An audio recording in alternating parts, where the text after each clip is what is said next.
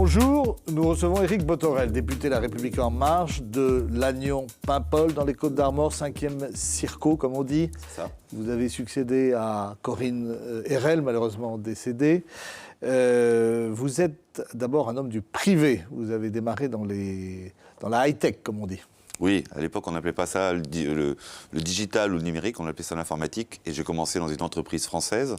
Nous étions 70, j'en suis reparti 10 ans ensuite, nous y étions 700. L'entreprise s'appelle Econocom, on peut la citer. Dans des fonctions commerciales, d'encadrement ensuite d'équipes commerciales et techniques. Et puis j'ai ensuite rejoint un groupe américain. General Electric, mais entre-temps, votre société est passée de 70 à 700 à 700, personnes. tout à fait. Donc ça a été plutôt une belle réussite. Il y a une dizaine de jours, la majorité parlementaire, ou en tout cas les députés de votre parti se réunissaient dans la Seine-Saint-Denis, à l'usine, pour écouter une étude de Brice Teinturier qui montre que finalement, l'image du parti majoritaire n'est pas si mauvaise. Oui, quand on s'observe, on se désespère, et quand on se compare, on se rassure. Mais c'est un peu l'adage. Des chiffres, La République En Marche, 33% d'opinion favorable, la France Insoumise, 22%, les Républicains, 29%, et le PS, 25%. En fait, on revient toujours un peu sur les 4 blocs qui structurent la vie politique française. Oui, mais au-delà de ce qui s'est dit à ce moment-là de l'histoire, c'est-à-dire à l'usine il y a quelques jours maintenant, ce qui était important pour nous, c'est de savoir, vous savez, la crise des Gilets jaunes, elle nous a appris des choses sur le ressenti. Alors vous, les médias en général, ont beaucoup parlé autour du ressenti. C'est important de savoir, à ce moment-là de l'histoire, comment on est vu par la population. Et en cela, l'étude qu'a menée Brice Teinturier est très enrichissante. D'abord, les gens nous voient comme un bloc, c'est-à-dire ceux qui exécutent le programme pour lequel on s'est engagé auprès d'Emmanuel Macron. Pas de personnalité, on n'est pas dans une logique de frondeur, etc., etc. Et les gens tiennent à ça. Ils tiennent à ce qu'effectivement cette solidarité, ce groupe, cette unité soit préservée. Parce qu'elle est jugée comme étant positive au sens de l'action publique.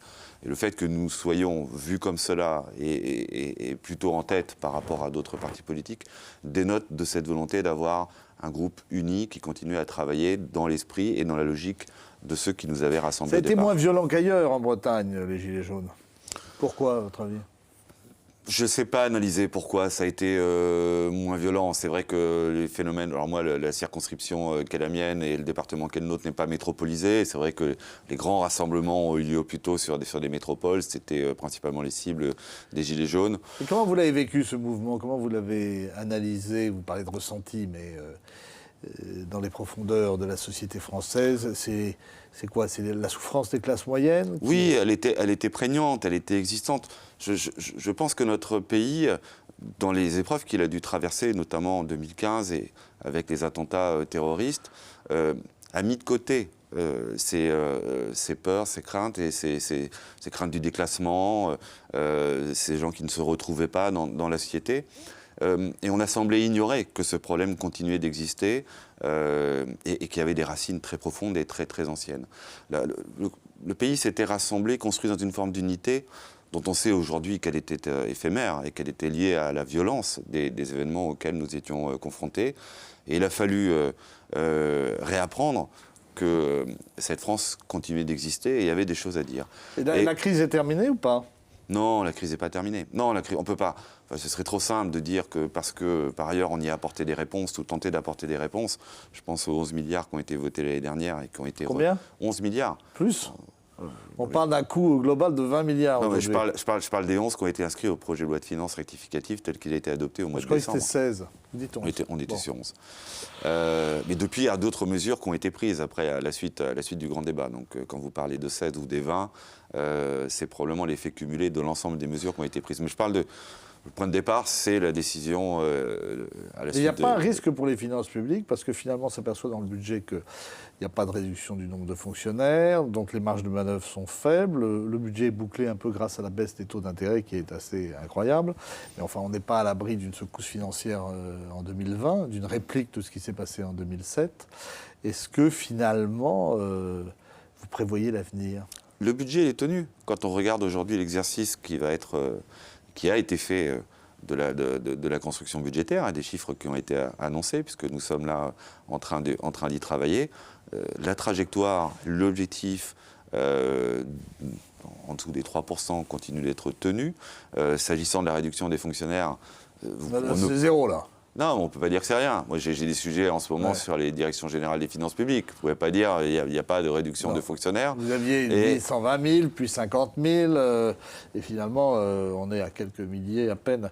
Mais donc, on se demande si vous anticipez l'avenir. Alors, il y a un test aussi après les européennes, dont vous n'êtes pas trop mal sorti, mais enfin, quand même, avec, je dirais, la présence très forte du Rassemblement national, qui constitue quand même... pour vous, une réelle menace. Le test des municipales, ce ne sera pas du tout le même enjeu en termes de scrutin. C'est un peu la pagaille, on a l'impression. À Paris, n'en parlons pas. Villani, Griveaux, c'est mal parti. Comment vous évaluez ça en Bretagne ? En Bretagne, un peu différemment de ce qui se passe, à Paris, par ailleurs. Incontestablement. Incontestablement.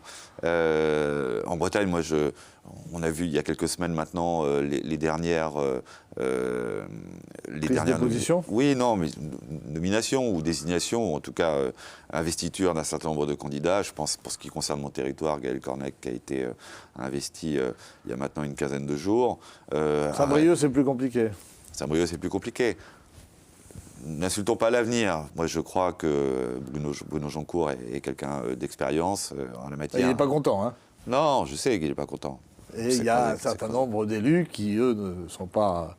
qui viennent plutôt de la droite, qui ont l'impression qu'on a mis contre eux des candidats, que ce soit à Quimper, à Vannes ou ailleurs, hein, oui, qui s'étaient ralliés au début. Moi, vous savez, sur le cas de Bruno Joncourt, tout comme celui de Benjamin Griveaux, à qui j'apporte mon plus total soutien, je veux juste rappeler une chose. Nous sommes issus, les parlementaires, pour celles et ceux qui font quelques caprices ici ou là, d'un processus qui est lui-même un processus de désignation. Donc il ne faudrait pas oublier d'où on vient. Au moment où ces mêmes processus sont engagés pour désigner ceux qui seront les hommes et les femmes qui porteront les couleurs, quand on a décidé de le faire sur un certain nombre de communes, on ne peut pas oublier les procédures. Vous parlez des divisions qui s'annoncent à propos du projet de loi sur l'immigration. Vous êtes d'accord avec les déclarations du président de la République ? Moi, je suis en ligne avec les déclarations du président de la République, à 200%. D'ailleurs, je me suis exprimé peut-être de manière un peu violente à l'égard de certains de mes collègues qui ont eu des réactions qui me paraissent totalement démesurées. Moi, je pense que sur l'immigration, le fait de ne pas en parler depuis des années, c'est devenu un sujet totem pour le Front National et c'est devenu un sujet tabou pour les progressistes. C'est fini. On doit pouvoir parler aisément de l'immigration, sereinement. Et quand on parle de l'immigration, c'est évidemment pas un sujet uniquement de quotas. Mais rendons-nous bien compte aujourd'hui de la situation devant laquelle nous sommes. Regardons les limites de ce que est Schengen, regardons les limites de ce qu'est le système de Dublin, regardons ce que nous pouvons faire pour mieux intégrer, regardons ce que nous pouvons faire sur le champ culturel, sur la meilleure intégration des personnes que nous voulons accueillir.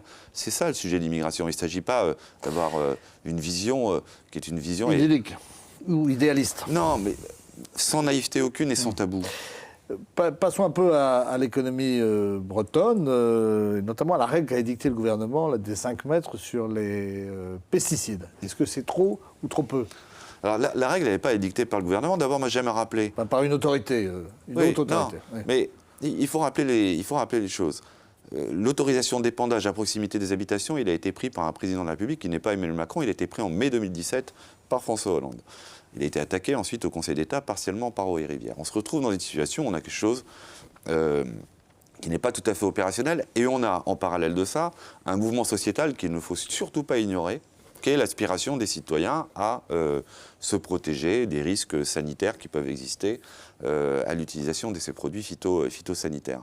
Nous avons donc à bâtir un nouveau dispositif qui est mis en concertation depuis le mois de septembre, projet d'arrêté, projet de décret. Et pour ce qui me concerne, moi j'organise dans les jours qui viennent une réunion de travail en y associant des citoyens tirés au sort, parce que le sujet c'est pas 5, 10, 150 mètres, ou en tout cas ça ne peut pas être que 5, 10 ou 150 mètres. Le sujet c'est le moment où on pulvérise, le type de pulvérisateur, c'est probablement est-ce qu'il y a pas de haies, etc. Moi j'ai des champs aujourd'hui bio qui sont à 700 mètres de champs qui sont utilisés en conventionnel et qui ont perdu une partie de leur label de production bio parce qu'ils avaient été contaminés contaminé, entre guillemets. Donc on voit bien, et on pourra repousser les limites sans cesse. Enfin, à un moment donné, je rappelle qu'en France, on a 40 à 50 000 personnes qui meurent chaque année à cause de particules fines. Je n'ai vu aucun maire prendre un arrêté pour interdire les routes à moins de 150 mètres des habitations. Voyons. Vous êtes inquiet des conséquences du Brexit, hard ou pas, sur l'économie bretonne ? Je suis inquiet des conséquences de quelque chose dont on ne connaît pas vraiment la fin. Et je me mets à la place, et on les a rencontrés au mois de juin, notamment des pêcheurs. La pêche costarmoricaine, si je reviens à mon territoire, est plutôt une pêche côtière, mais je n'ignore pas que 70% des zones de pêche sont plutôt des zones de pêche aujourd'hui sur zone britannique. Imaginez que demain le dispositif serait d'indemniser, dédommager les pêcheurs qui ne pourraient pas aller pêcher sur les zones de pêche parce qu'on sortirait de cette crise politique, appelons-la par son vrai nom. Le Brexit aujourd'hui qui n'en finit plus est une crise politique au sein de l'Union européenne. Imaginez que nous puissions les indemniser à ne pas pêcher n'est pas une solution tenable et viable pour eux. Donc, c'est-à-dire qu'il faut se préparer à tous les scénarios. Quels sont vos moyens au niveau régional ? Le Conseil régional semble vouloir intervenir, parfois même avec des moyens, sur l'économie bretonne. Est-ce que c'est réaliste ? D'abord, c'est réaliste et souhaitable, parce que, quoi qu'on en dise, notre organisation laisse une part importante et consacre une part importante aux collectivités, en général, l'exercice d'un certain nombre de compétences, et le Conseil régional en la matière, et chef de file du développement économique. Donc, qu'il soit présent sur les enjeux économiques, qu'ils soient agricoles, pêche et le reste, me paraît essentiel.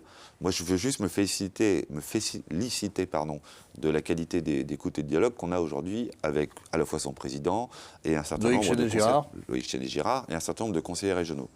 Je suis de ceux qui pensent, par exemple, je ne sais pas quel sera l'arbitrage à la fin du gouvernement, mais je suis très favorable au fait que la politique régionale agricole soit pilotée par la région et que les fonds européens puissent continuer d'être régionalisés. Une directive européenne qui dit un peu... Pardon ? C'est décidé. Non, c'est pas décidé. Une directive européenne qui incite les gouvernements à avoir un guichet unique. Ils le font pas. Avoir un guichet unique. Oui. Ce qui met un peu en colère Loïc Chéné-Girard en disant mais je veux continuer de pouvoir piloter, et je veux pouvoir être acteur. C'est vrai que la Bretagne pilote plutôt de très bonne manière ces fonds, et moi je suis favorable à ce qu'on puisse laisser la région continuer de piloter ces fonds pour être au plus proche des réalités de territoire. Bon. Voilà, ça, c'est le sujet, et on y travaille ensemble. Donc on travaille sur beaucoup de sujets avec la région ensemble. Ça fonctionne bien. Fonctionne bien. Très bien. Mais pour que ça fonctionne bien, il faut qu'on se voit souvent. Malgré vos différences d'étiquette. Exactement. Éric Botarel, merci. On se retrouve la semaine prochaine avec un nouvel invité sur TBO et TB Sud. À bientôt, et n'oubliez pas de regarder vos chaînes locales.